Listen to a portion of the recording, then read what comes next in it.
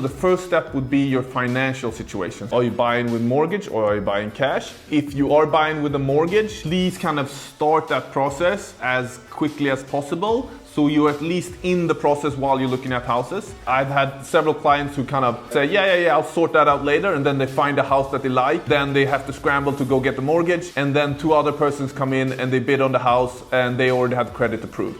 The next step would be negotiations. One thing to have in mind is obviously having a budget and kind of trying to stick to that as much as possible, but also having a strategy in terms of where you want to be in your bid. A common mistake sometimes people make is they're trying to get the best deal possible, which is not a bad thought, don't get me wrong.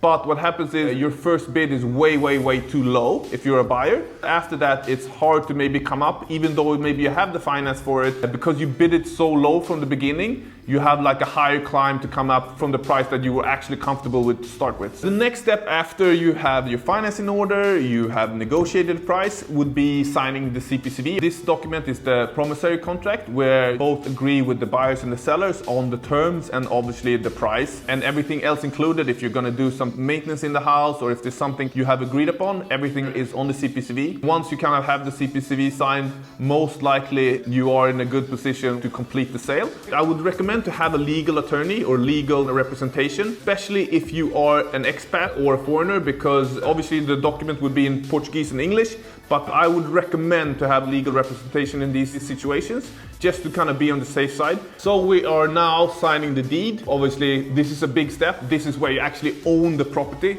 And this is where you sign all the papers. Some things to think about. First of all, make sure that you have the money with you because you're gonna have to pay the taxes. That would be your EMT, your stamp duty, all that good stuff in terms of that. So that money needs to either be paid the day before or a couple of days before. That could be helped out with your legal representation, or you're gonna have to pay that day. If you have a mortgage, most likely there will be a bank representative with you at the deed signing who will be handing over your check to the seller, so it's actually never passing your hands. Other than that, I would say the deed signing it's a bit of an awkward situation. You sit there, everybody's quiet, and just kind of want to go through the process.